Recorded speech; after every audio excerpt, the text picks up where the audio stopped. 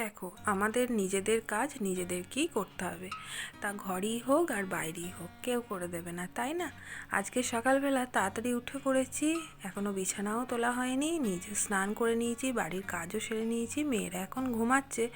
আজকে বড় মেয়ের স্কুলে খাতা দেখানো হবে, তো তাই দেখতে যেতে হবে। তো আমি আজকে আর মেয়েটাকে নিয়ে গেলাম না, প্রচুর ঠান্ডা পড়েছে, তো গাড়ির হাওয়াতে গেলে ঠান্ডা লেগে যাবে, তাই আমি আর ওর বাবাই গেলাম স্কুলে।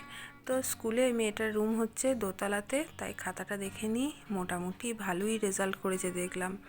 তো একটা দুটোতে একটু কম পেয়েছে, আর সবেতেই ঠিক আছে।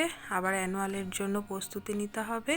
আর আজকে টিফিনটা মাকে বললাম করতে হবে না, আমি কচুরি নিয়ে এসেছিলাম, কচুরি খাওয়া হয়েছে সকালে। তারপর মা সবজি কেটে দিচ্ছে, রান্না বান্না বসিয়ে দিলাম। আজকে আবার রাত্রেও রান্না করে যেতে হবে, কারণ হচ্ছে বাবির নাচের ক্লাস আছে।